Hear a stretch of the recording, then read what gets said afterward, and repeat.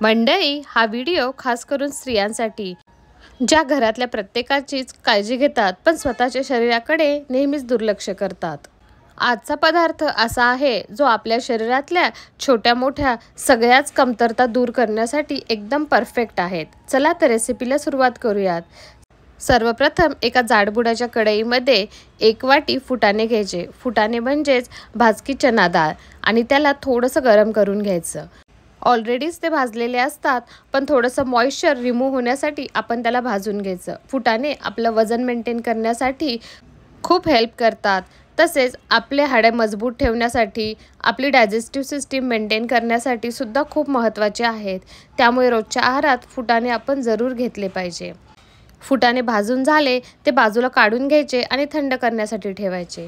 Same कढईमध्ये 1 वाटी तीळ ॲड करायचे। त्याला आपण सेसमे सीड्स असंही म्हणतो।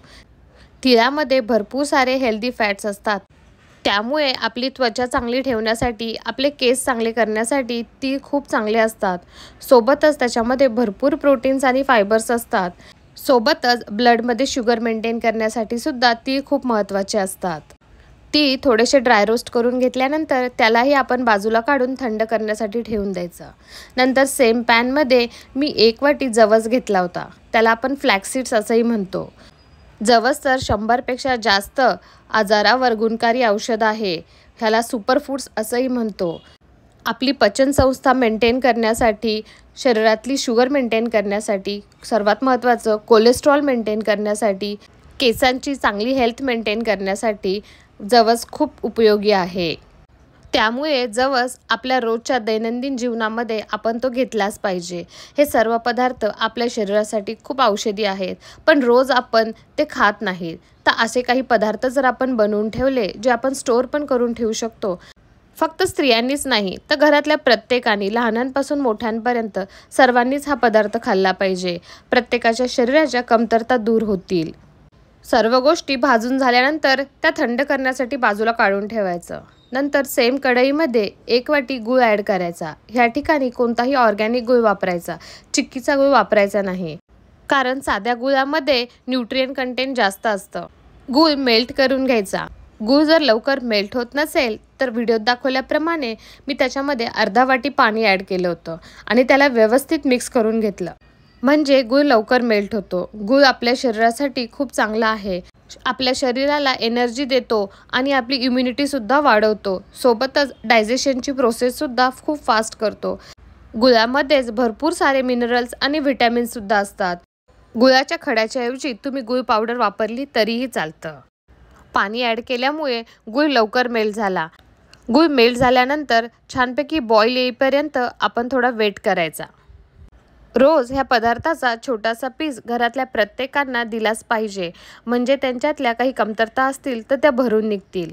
व्हिडिओमध्ये बघू शकता गूळ खूप व्यवस्थित मेल्ट झाला आहे आणि छानपैकी बॉईल होतोय। 1 ते 2 मिनटं त्याला छान बॉईल होऊ द्यायचं, कारण आपण पाणी ॲड केलेलं आहे आणि आपल्याला ही चिक्की खूप दिवस स्टोअर करून ठेवायची आहे। त्यामुळे 2 ते 3 मिनटं छानपैकी बॉईल आल्यानंतर आपण जे बाजूला सर्व सामग्री थंड करायला ठेवली होती ती गुळामध्ये मिक्स करून घ्यायची। ह्या ठिकाणी सर्व सामग्री ही एकजीव झाली पाहिजे। तुम्ही बाहेर प्लेटमध्ये थंड करायला ठेवली तेव्हाच मिक्स करून नंतर गुळामध्ये ॲड केली तरीही खूप उत्तम होईल। त्यानंतर व्यवस्थित हलवून घ्यायचं आणि गुळामध्ये 4 ते 5 मिनटं त्याला शिजवून घ्यायचं। जसं जसं मिश्रण आळून येतं तसं आपल्या लक्षात येतं की चिक्की बनण्यासाठी हे परफेक्ट आहे। 2 ते 3 मिनटानंतर व्हिडिओमध्ये दाखवल्याप्रमाणे चिक्कीचं मिश्रण बनून तयार आहे। एक स्टीलची प्लेट घ्यायची, त्याच्यावर थोडंसं तूप ॲड करायचं आणि ते तूप पूर्ण प्लेटमध्ये पसरवून घ्यायचं। फक्त प्लेटच्या खालच्या साईडलाच नाही तर बाजूला कडांना सुद्धा तूप लावून घ्यायचं, म्हणजे चिक्की खाली चिटकणार नाही आणि आपल्याला वड्या पाडायला सोपं जाईल। मिश्रण गरम गरमच आपण प्लेटमध्ये काढून घ्यायचं। थंड झाल्यानंतर ही प्रोसेस करायला खूप अवघड जाते। व्हिडिओत दाखवल्याप्रमाणे सर्व मिश्रण प्लेटमध्ये काढून घेतलं, नंतर त्याला चमच्याच्या साहाय्यानेच सर्वत्र पसरून घ्यायचं। मिश्रण जसं जसं थंड होतं तसं ते लवकर कडक व्हायला लागतं, त्यामुळे ते गरम असतानाच आपण त्याला स्प्रेड करून घ्यायचं। आपण चिक्कीच्या गुळाच्या ऐवजी साधा ऑर्गॅनिक गूळ वापरलेला आहे, त्यामुळे मिश्रण जास्त कडक होणार नाही। ही चिक्की एकदम ठिसूळ बनून तयार होईल। व्हिडिओत दाखवल्याप्रमाणे सर्व मिश्रण पसरून घेतल्यानंतर त्याला एक 5 ते 10 मिनिटासाठी तसंच ठेवायचं. पण पूर्ण थंड होण्याच्या आधीच आपण त्याला चिक्कीचे आकार देऊन घ्यायचं. खूप गरम मिश्रणाला जर आपण असं कट करायला गेलो तर चाकूसोबत मिश्रण बाहेर येऊ शकतं. त्यामुळे 5 ते 10 मिनिटानंतर थोडंसं थंड झाल्यानंतरच आपण त्याचे व्हिडिओत दाखवल्याप्रमाणे वड्या पाडून तयार करायच्या आणि 1 ते 2 तास त्याला छान थंड होण्यासाठी ठेवून द्यायचं.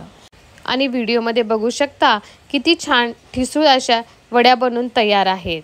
हे हेल्दी स्नॅक्स घरातल्या प्रत्येकांनीच खाल्लं पाहिजे. तुम्ही ही रेसिपी नक्की ट्राय करा आणि मला कमेंट करून कळवा. थँक्यू.